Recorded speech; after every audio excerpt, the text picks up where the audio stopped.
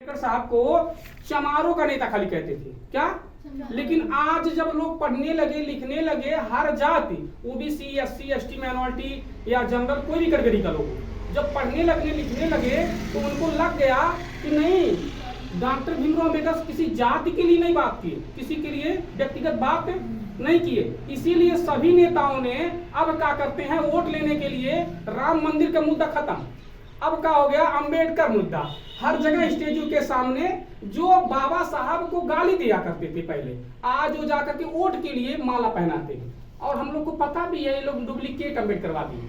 तो डुप्लीकेट अम्बेडकरवादी खाली राजनीति, बाबा साहब ने जो राजनीति को फाइनल किया ना, उस राजनीति के छत के नीचे सबको आना पड़ेगा, क्योंकि उन्होंने कहा धर्मनिरपेक्ष, मतलब किसी जाति मजहब को इम्पोर्टेंट नहीं देना है। तो हमारा संविधान भी कहता है, धारा 15 में लिखा भी गया है कि हमको समानता का अधिकार है और हमको मौलिक अधिकार भी दिया गया है कि हम उस मौलिक अधिकार में हम सार्वजनिक जगह पे घूम सकते हैं, सार्वजनिक जगह पर खा सकते हैं, बैठ सकते हैं, उठ सकते हैं, या किसी भी जगह से जाति धर्म लिंग या किसी चीज को भेदभाव नहीं कोई करेगा।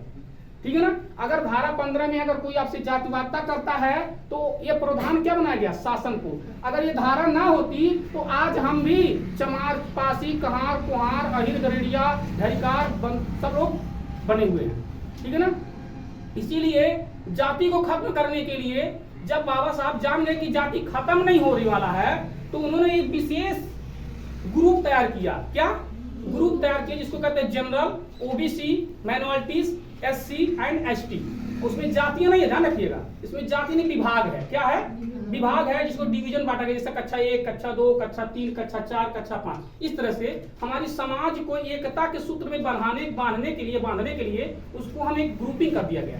तो धर्मनिरपेक्षता के लिए हमारे द्वारा शासन, यानी शासन में जो लिखा गया धारा प्रावधान है, हम किसी भी धर्म को किसी भी जाति को कोई भी बिना आराधना किए मान सकता है और रह सकता है।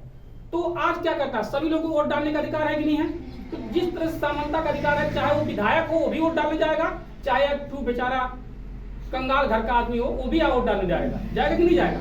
तो इस समानता का अधिकार के अंतर्गत में आती है। तो धर्मनिरपेक्ष यही है कि मतलब आप चाहे जिस समुदाय में हो, लेकिन वोट डालना सबको इम्पोर्टेंट है ना।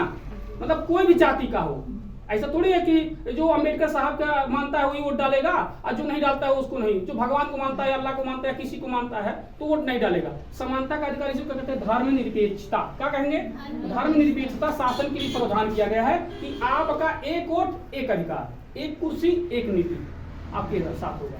ये नहीं कि आप, हाँ कुछ लोग जो जातिवादता के नाम पे घृणा करते हैं, जब नेतागिरी समाने आ जाता है तो चाहे हरिया चमार हो चाहे हरिया पासी हो, पाला जी है ना, चाहे बड़े बड़े विधायक। कल्पना करो जिस विधायक के दरवाजे पर, यानी जिस विधायक के चेंबर में घुसने से पहले चौकीदार धक्का मार देता है, कल्पना करो जब नेता लोग का वोट आ जाता है तो बेचारा जो किसान खेत में पसीनों से लथपथ होता है ना, उसके जाकर के बाबा चुनाव में सही ध्यान रखिए।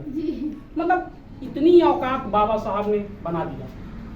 और जिस दिन बाबा साहब को पढ़ना शुरू कर दोगे ना, उस दिन पूरी धरती की किताब तुम्हारे ज्ञान में आ जाएगा। पूरी धरती की बात करो, एक दुख नहीं, क्योंकि बाबा साहब एक समुंदर है किताब के। उनको पढ़ना सीखो, क्योंकि इसीलिए विद्यालय में नहीं पढ़ाया जाता उनको, क्योंकि जानते हैं जिस दिन ये लोग पढ़ लिए उस दिन हमारी खटिया खड़ी।